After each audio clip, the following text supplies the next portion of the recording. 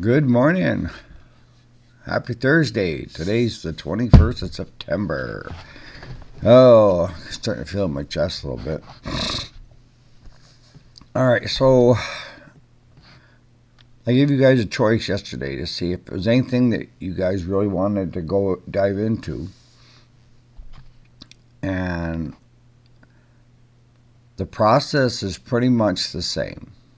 Now, I will say this again that I only give advice. I don't tell you how to do anything. When you get to be my age, you find out that you're done telling people how to do stuff. All you can do is give your advice and then allow you folks out there to take what you need. You don't follow it word for word if it doesn't work for you. Take what you need, leave the rest, tweak what aspects that could, will, might work for your situation and what you're doing. So, like I was telling you yesterday, we're headed up to Plattsburgh today, up to Lake Champlain. So that's going to be about a 2.5 hour one-way trip to work on a John Deere compact tractor and a New Holland compact tractor.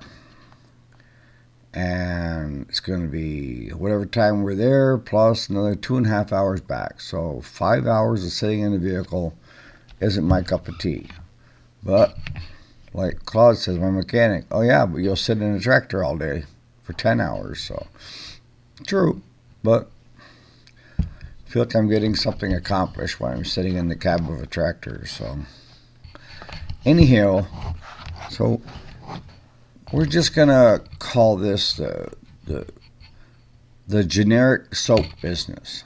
And I'll tell you, I'll be honest with you, I am clueless about soap, except that you can wash your hands with it and you use it when you're in the shower or in the bathtub or at the sink at the end of the day when your hands are all filthy. Other than that, and I know where to find it in the store, of course. But I do know of some of my friends that got into it. So I am not a resident expert on soap. Okay? Let's get this cleared up right off the bat. But today we're going to talk about selling soap and making that my business. So, what would you think I should be doing first? Well, my first thing should be with a pad and pencil, or if you guys are good with your laptops or your iPads, wherever you feel most comfortable. But I want you to be able to jot things down quickly. And I don't want you to think about it too much. I just want you to jot down everything you know about soap. Or in your case, everything you know about what you're thinking about doing. And nobody's saying to be specific at this point. I just want you to jot everything down that you can think of, because we're going to go back and thin them down. All right? So I've written everything down. And everything that comes to mind is, the different types of soap. Do I want to go with a organic soap, or do I want to go with a soap that they sell in the big chain stores, or am I going to sell soap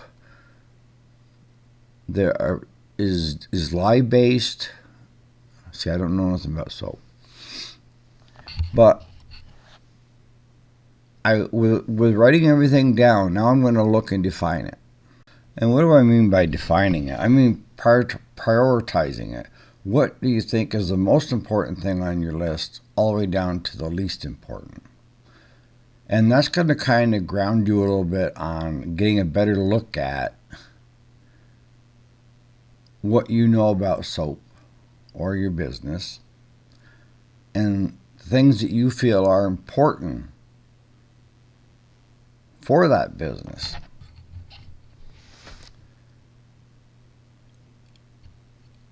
The next thing we're going to do is I'm going to download or just open it up and look at it. But I like to download. I like to have pad and paper still. I mean, I use a computer 12, 15 hours a day, but I still, if I'm going to try to do serious, thought provoking stuff, I like my pen and paper and my pencil and paper because I just like the feel of it. All right, so we're going to download this business plan. Now, we're not going to talk about funding yet. We're not going to talk about, you know, all the stuff that your banks would need to know about and stuff. We want to fine tune what it is you're setting out to do.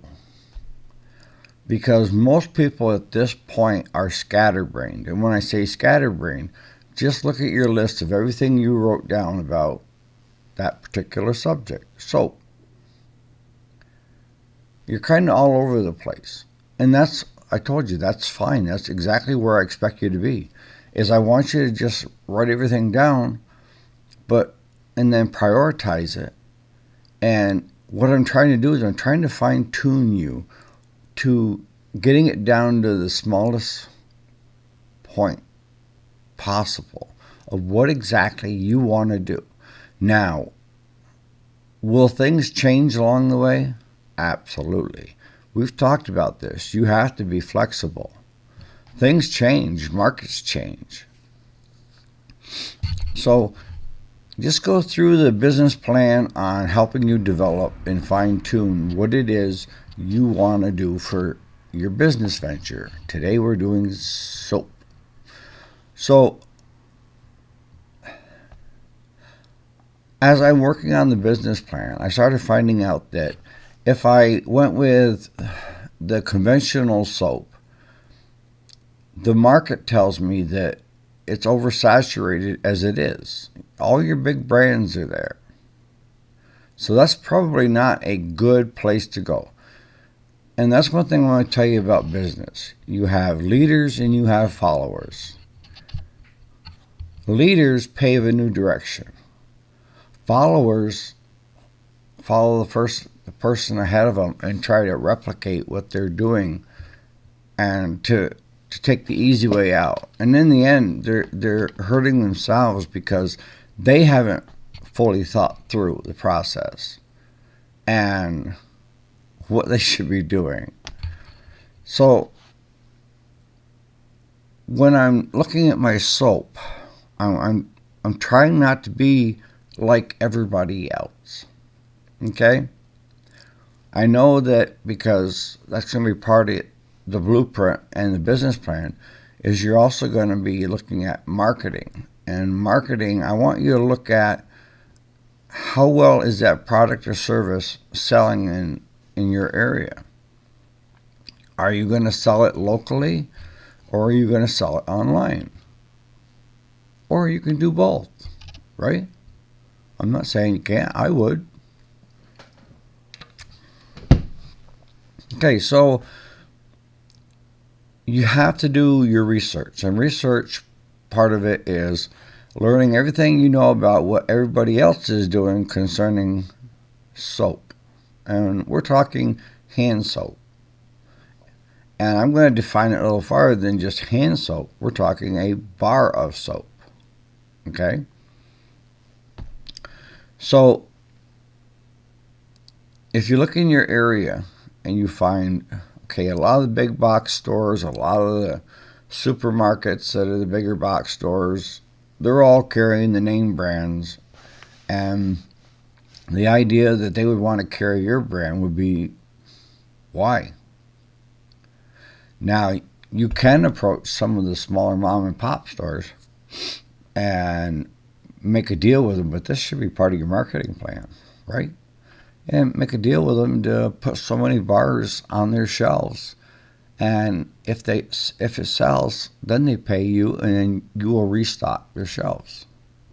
Oh, wait a minute, we're getting ahead of ourselves now because we're already selling the friggin' stuff and we ain't even got a name for our business yet. But that's how my mind works. It's you have people that are good at starting up and challenges, and you have people that can do well after it's up and running, and then you have the folks that it's too risky for them. And being any one of the three are fine. You know, don't think there's anything derogatory about being, second or third. Just we could call startup guys 3 and 2 and 1, for the guys that, don't want to take the risk. So we want to do a business plan. And you don't have to do the financials of it. I just want you to do the basics of that business plan so that it fine-tunes you. Because now we're at the point we need to pick a name for the business. All right, let's call it Sunshine Soap. How's that sound? Sunshine? It has to be something that people remember.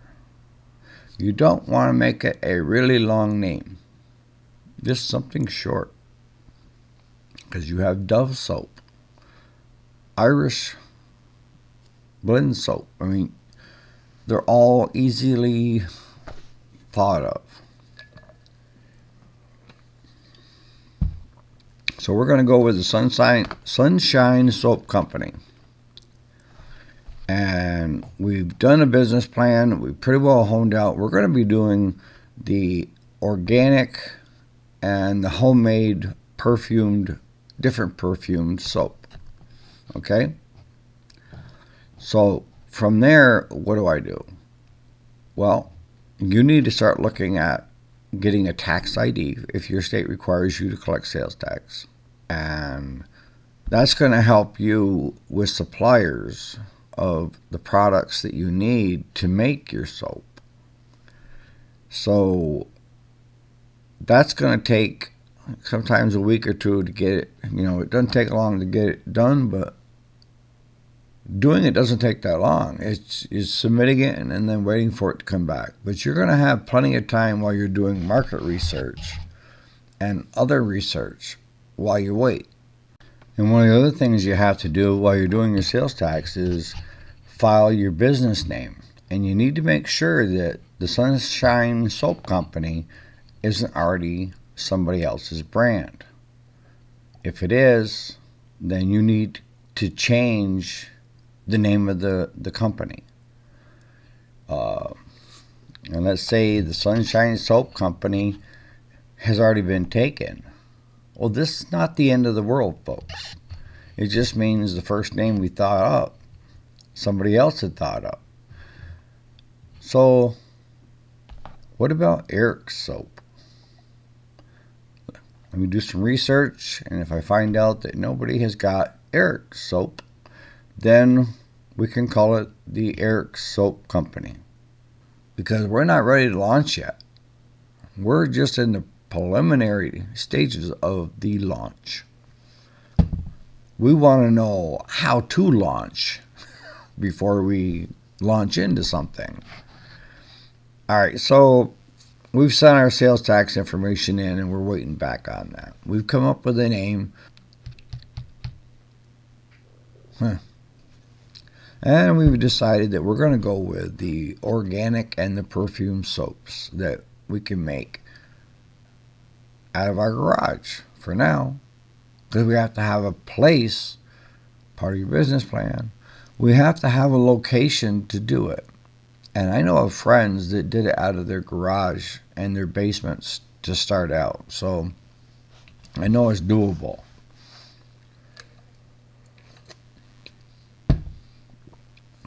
And what the next thing we need to look at is what kind of packaging are we going to put around our soap? And what size bar of soap are we going to make? Because we need molds to create these bars. And I believe they use a hot knife when they're cutting the bars into squares, but don't hold me to that. All right, so we're at the point where we're now going to spend time doing research again. and that is researching the markets. Where will I most likely do best when I'm selling the type of soap that I want to sell? Now, unless you have the ability to make a lot of soap, and I mean a lot of it, the big box stores aren't going to look at you. They want quantity, and they want it as cheaply as possible. And unless you are a factory, it makes it hard. But your local mom and pops, if you're going to sell it in the local area, you can have a retail space. You can sell it out of your home, have a place where people can come pick it up, and you can also sell it online. So at this point, now we're looking at, so where are we going to sell it? So for me, what I am finding is that if I'm going to do the organic soap and the perfume soap, my best bet is to do it and build my customer base as I'm going. And I need to learn how to make the soap. Most of you folks that are going to try getting into business already know how to do whatever you're trying to do with your business, whether it be a repair shop and you're already a mechanic, or, a soap shop and you've been making soap for years and just for friends and family, and now you decide you're going to step up your game.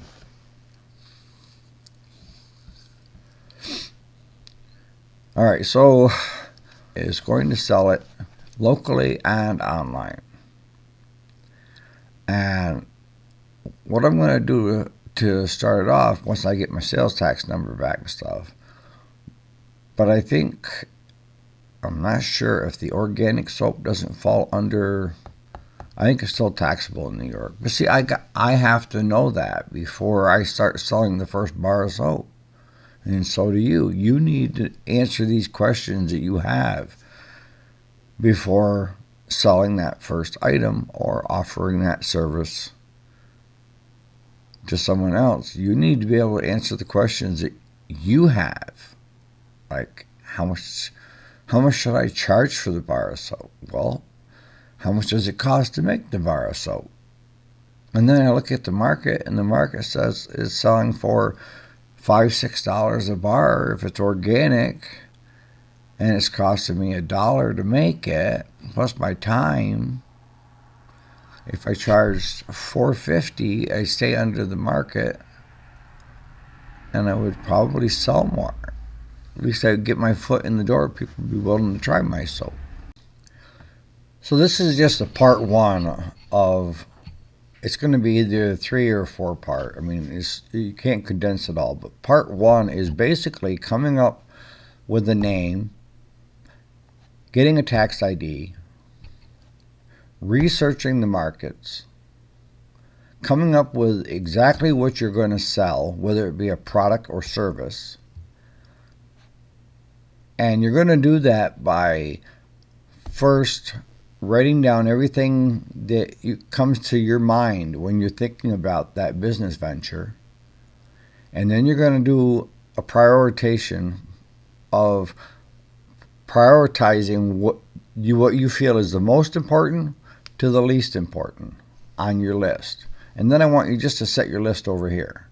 Then I want you to download a business plan. And you don't need to go doing the financials just yet. Just do the first part of it, where the Small Business Association has spent countless hours working with other small businesses to know how to hone you, define you into the smallest part possible. And there's a reason for it, because if, we've talked about it before, it's like a roadmap. If you're at point A and you want to get to point B, but you're not sure what point B is, You could be driving and running out of fuel all over the place because you didn't end up where you wanted to be because you don't know where you want to be. And by doing the business plan, that tells you more of where you want to be. And like I said, you need to be flexible. And that is, you're going to have short-term goals and long-term goals. And that business plan is going to help you define it. And there's a lot of time and energy and focus put into this first part. Because if we don't have a solid foundation to stand on to build the house will crumble. You have to have a solid base. And what I can tell you is, don't try to replicate or be somebody else versus doing the homework and becoming your own unique brand business. I see this time after time after time.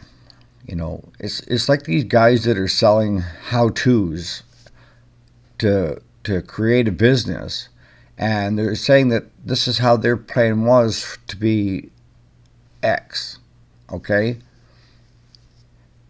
But they've jumped you over so many steps that are important for you to figure out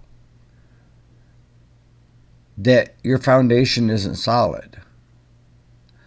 And next thing you know, the house is cracking, the windows are cracking, and the place is ready to fall in. And it's because you didn't do your homework. You didn't do the research.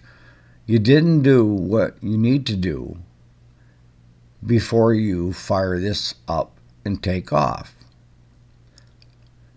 I know a lot of guys that fly by the seat of their pants and just jump. They usually don't make it. So what I'm trying to get across to you is, don't cut the corners, because the cut corners will come back to get you. And don't try to be like anybody else. Be yourself. You're unique. Out of the billions of people that are on this earth, there's only one of you, okay? Don't try to be somebody else that you are not.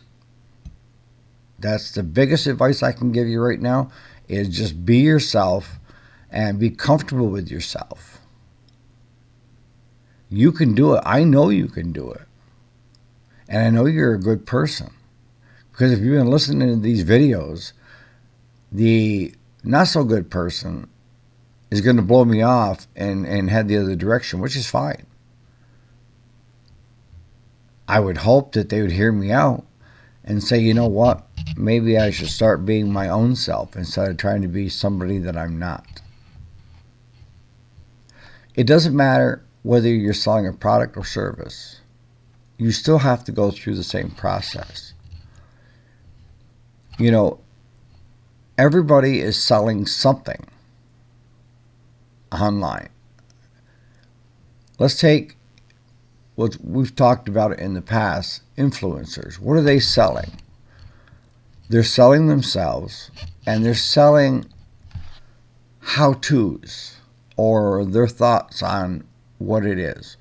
And their business model is to build their subscription base to as big as they can, get more followers, more likes, and more views, and in turn, YouTube will pay them X number of dollars, okay, after they get to a certain point.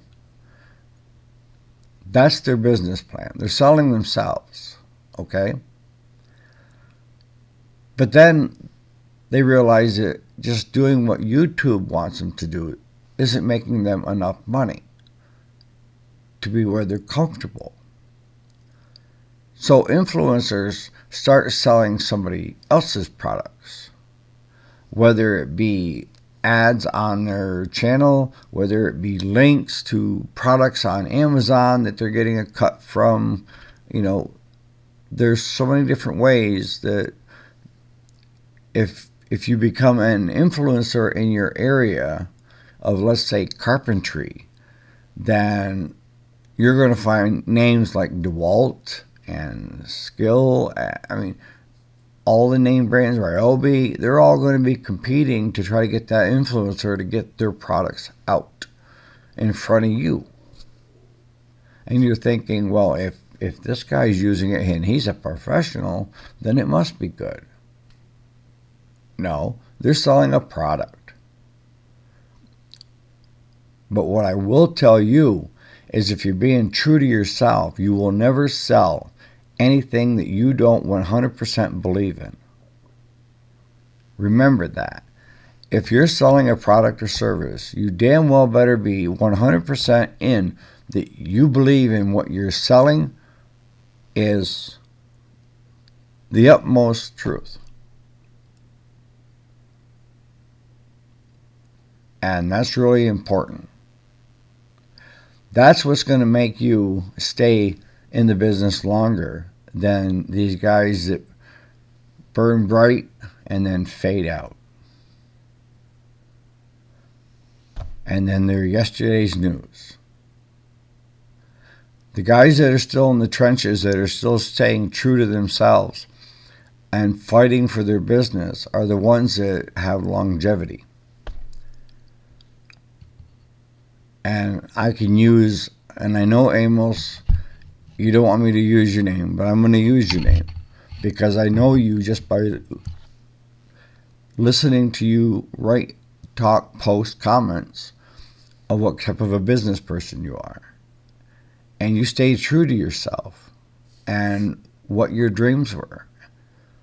And you define what you wanted to do in that business. Now, the only problem Amos had with the business, it wasn't the business that stressed him out. It sounds like it's more like the employees, Amos, right? But you can get people in there to help manage employees. But employees can make or break you, depending on how they're treated. And here at our shop, we're not that big. You know, everybody, as far as I'm concerned, we're like a family. You know, I'm still boss. I still write the checks. But, you know, we do worry about each other. We know each other's families. And they know that I've got their backs as long as they do what I ask them to do. And that's all I ask of anybody, is just do what I ask you to do. Period. So that's going to kind of wrap it up for the part one.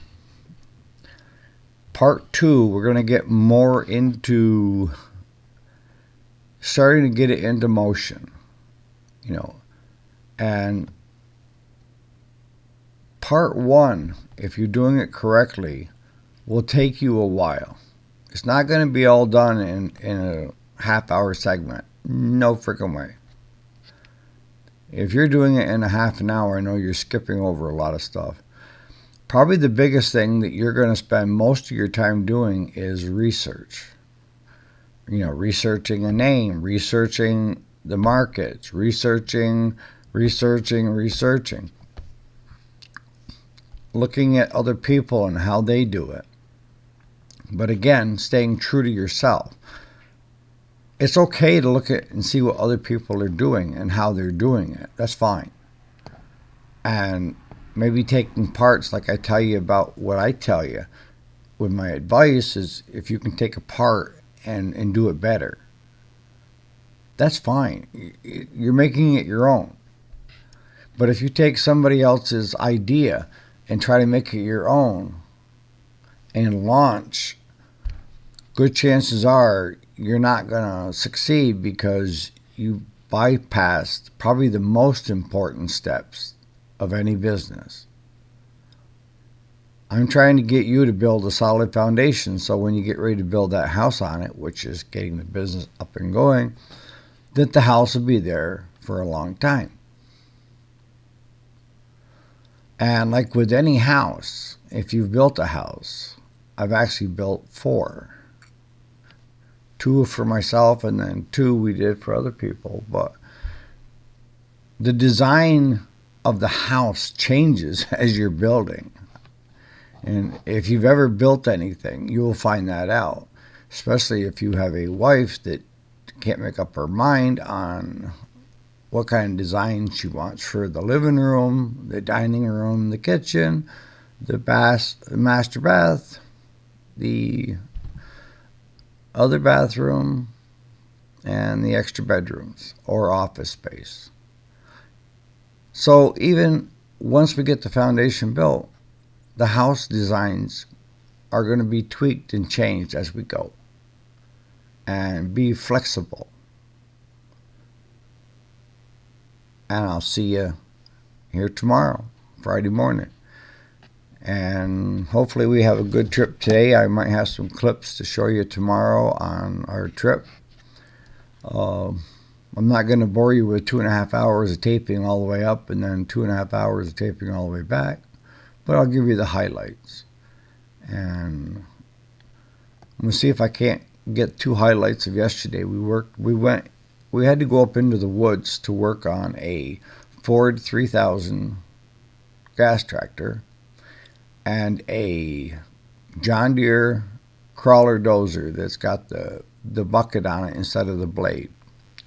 Now, this dozer has not been moved or started in 7 years. And it's a gas tractor. So diesel, your fuel usually stays good, blah, blah, blah. Gas, no. You got to drain the system. And the Ford as well, that was gas. And it had run a couple of years ago, but when they went to try to get it to run now, it's backfiring and blowing it out through the bottom of the overdraft carburetor. But let me see if I can throw a few clips up here for you guys to see what we were working on. This one here is the dozer crawler. It's been sitting here for over 7 years.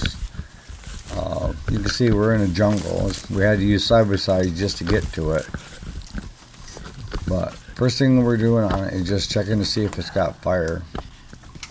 And it didn't have fire. So we ended up having to go further on it and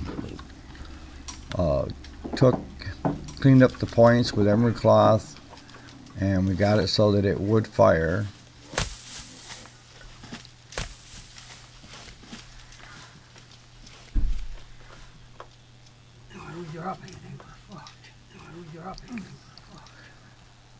Here Claude's trying it.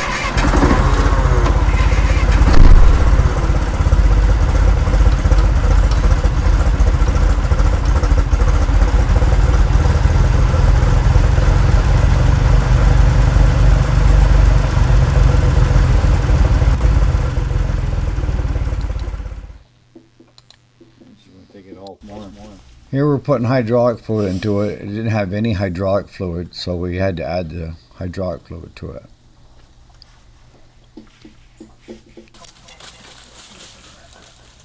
So we got the bucket up out of the way, but we're still having issues with getting fuel to the carburetor.